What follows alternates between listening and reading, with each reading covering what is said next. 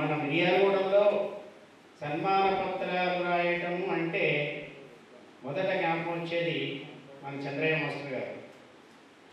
ఆ చంద్రయ్య మాస్టర్ గారిని వచ్చి వారి అభిప్రాయం తెలియవలసిందిగా సాధారణంగా ఆహ్వానిస్తున్నాం.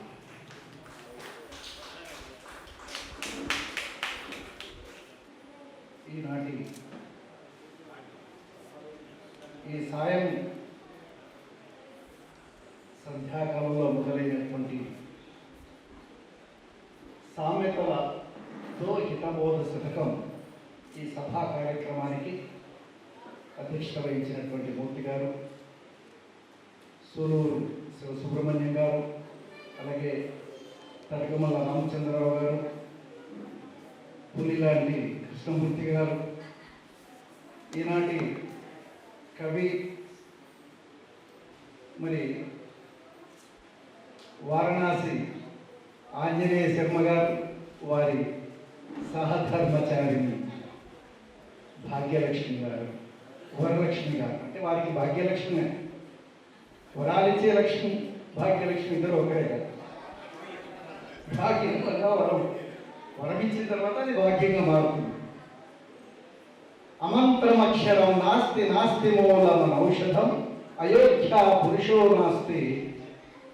ఇక్కడ ఏమంటారంటే అమంత్రం అక్షరం నాస్తి నాస్తి మూలం అనౌషధం అయోధ్య పురుషో నాస్తి యోజక తత్ర దుర్లభ అనేది ఒక శ్లోకం.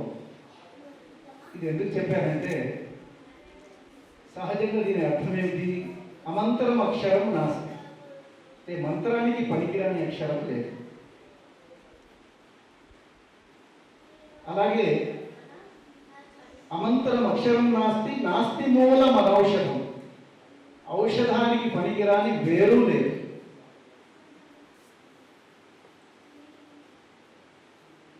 అయోగ్య పురుషో నాస్తి అంటే అయోగ్యుడైనటువంటి మనిషి లేడు.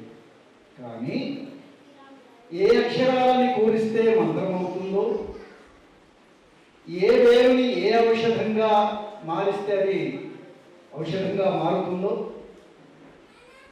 అలాగే ఎవరిలో గుప్తంగా ఉండబడినటువంటి కవితా లక్షణాలని వెలికి తీస్తారో వారిని యోగ్యునిగా మార్చేటటువంటి యోజకుడు దొరకడం దుర్లభం. కానీ వారణాసి ఆంజనేయ శర్మ గారికి ఇక్కడ ముగ్గురు యోజకులు ఉన్నారు. ఒకరు సూలూరు శివసుబ్రహ్మణ్యం గారు, మూర్తి గారు, పులి కృష్ణమూర్తి గారు. కాబట్టి ఆయనలో ఉండేటటువంటి ఆ కవిని మేల్కొల్పినటువంటి యోజకులుగా ఈ ముగ్గురిని మనం ఈ రోజున వారిని మనం గౌరవించుకోవాలి. ఇక నాకు కొట్టండి, గట్టిగానే కొట్టండి,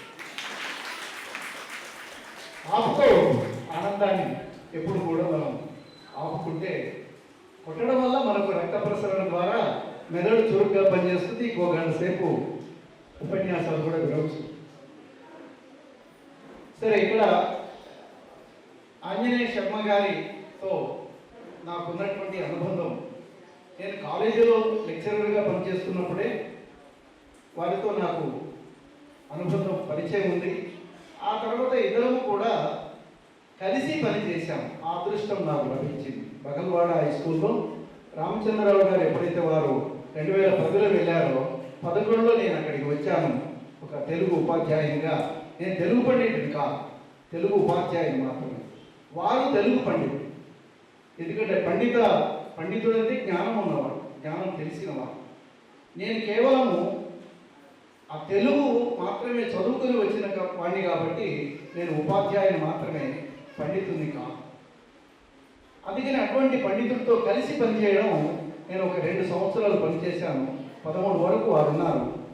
నేను దాదాపుగా 2024 వరకు నేను బగల్వాడలోనే 13 సంవత్సరాలు ఉపాధ్యాయునిగా పనిచేశాను.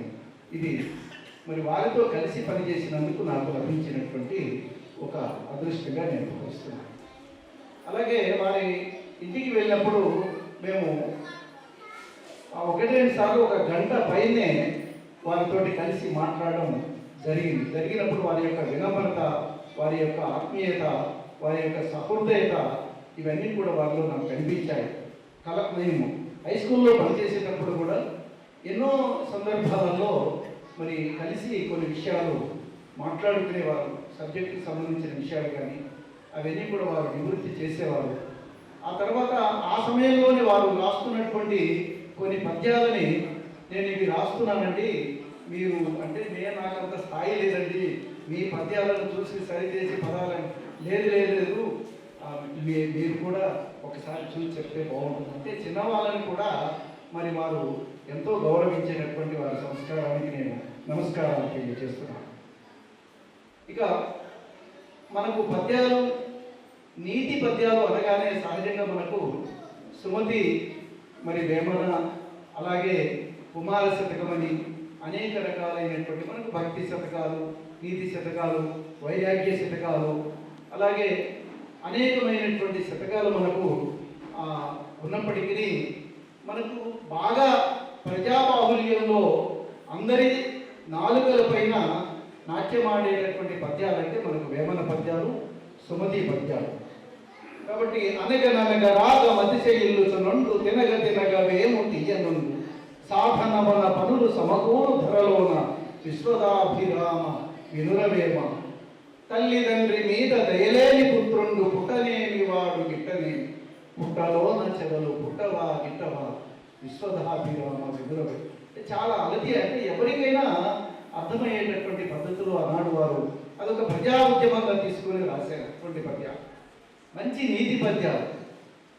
అటువంటి గోవలో మరి మన ఆంజనేయ శర్మ గారు, ఇది వారు ఇంతకుముందు చెప్పారు పెద్దలు, మొదటి ప్రయోగం నేను మొన్న ఫోన్ చేసి ఈ కార్యక్రమానికి ఆహ్వానించినప్పుడు నేను అన్నాను, సామెతలతో పద్యాలు రాయడం అనేది ఇది మొదటి ప్రయోగం అండి, దాదాపుగా ఈ మధ్య కాలంలో లేరు, మీరు చరిత్రలో మీకు ఒక స్థానం సంపాదించుకున్నారు, ఇది నిజంగా పొరవడిగా అంటే అందరూ వెళ్తున్న మార్గంలో వెళ్ళడం, రాయడం, ఎంతోమంది పద్యాలు ఎన్నో రకాలుగా రాస్తారు, కానీ ఒక సమాజానికి అలాగే రసజ్ఞులకు అలాగే విజ్ఞులకు ఒక కొత్త మార్గాన్ని నిర్దేశించడం అనేది ఉందే.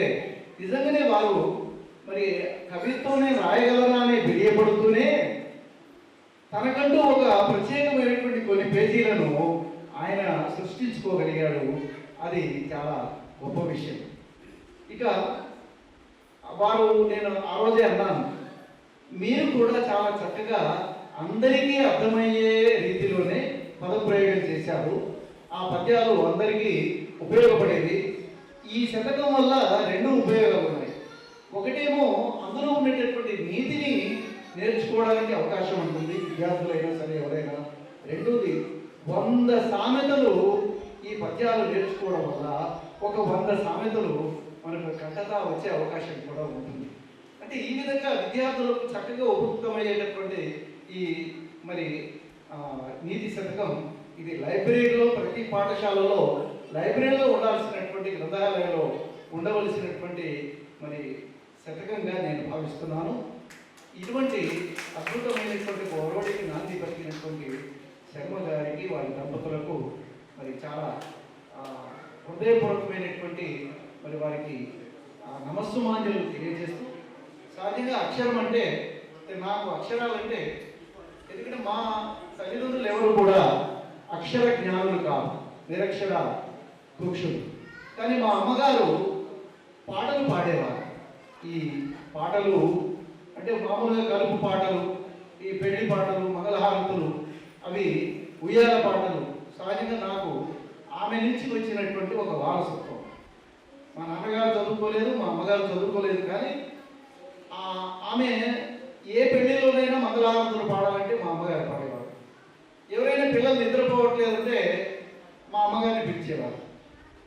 సో ఆ విధంగా కొంచెం ఆ బుద్ధి ఆమెతో, అంటే మా తల్లి గర్భము నుండి ధనము తేలేవాడు, వెళ్ళిపోయేది నాడు వెంటారు. కానీ తల్లి గర్భము నుండి నాకు వచ్చినటువంటి ధనం ఏమిటంటే ఆ పాట పాడటము, ఆ పాటలు రాయడము అనేది నాకు ఒక మా అమ్మగారి నుంచే వచ్చింది. సరే, ఇంకా మీకు సమయం ఎక్కువ తీసుకొని నేను మిమ్మల్ని ఇబ్బంది పెట్టను. ఆ, అక్షరాల మీద ఈ సందర్భం కాబట్టి అక్షరాల మీద నేను రాసినటువంటి ఆ నుంచి బండి రా వరకు ఈ అక్షరాల మీద పిల్లలకు నేను రాసిన ఆ పాటకు ఒక్కసారి వినిపించి నేను ముగిస్తాను. ఇది కూడా రాయడానికి కారణం ఏమిటంటే ఆ అంటే అల్లాపురం అని ఆ మధ్యకాలంలో ఒక పాట వచ్చింది. ఊరికి బండబడ ఈ ఆ అంటే అమలాపురం అని నేర్చుకునేటట్టు ఈ పిల్లలు అని చెప్పి దాన్ని మరిపించడం కోసం కొంచెం నేను ఒక కొత్త ప్రయోగం చేశాను. ఆ ప్రయోగమే ఆ పాట. ఆ అంటే అమ్మ, ఆ అంటే అమ్మ, కమ్మని పాటే అమ్మ. ఆ అంటే ఆవు, అమ్మ వంటిదే గోవు. ఈ అంటే ఇల్లు, అందరికుంటే మేలు. ఏ అంటే ఈగ, ఇంట్లో ఇవ్వకు జాగా. ఊ అంటే ఉడుత, చెట్లెక్కేను బుడత. ఊ అంటే ఊయల, పాపాయి ఊగేడోలల. రు అంటే రుక్కు, వేదమే తొలివాక్కు. రూ అంటే అక్షరం, నేర్పడమే మన లక్షణం. ఏ అంటే ఎలుక, పిల్లిని చూస్తే రాధిక. ఏ అంటే ఏనుగు, దేవుడెక్కి ఊరేగు. ఏ అంటే ఏనుగు, దేవుడెక్కి ఊరేగు. ఐ అంటే ఐదు, పంచభూతాలు ఐదు. ఓ అంటే ఉంటే, ఎడారికి అది జంటే. ఓ అంటే ఓటు, చెడ్డోళ్లకు వేస్తే చేటు. ఓ అంటే ఓటు, చెడ్డోళ్లకు వేస్తే చేటు. ఔ అంటే ఔషధం, రోగం వస్తే అవసరం.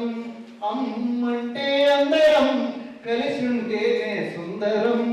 ఆహా అంటే అంతః, తెలిసినదంతా వింతః. క అంటే కలము, కత్తి కన్న అది ఘనము. ఖ అంటే ఖరము, అది మోయును ఎంతో భారము. గ అంటే గంట, గుడిలో మోగేనంట. ఘ అంటే ఘంటం, కవుల చేతిలో ఆయుధం.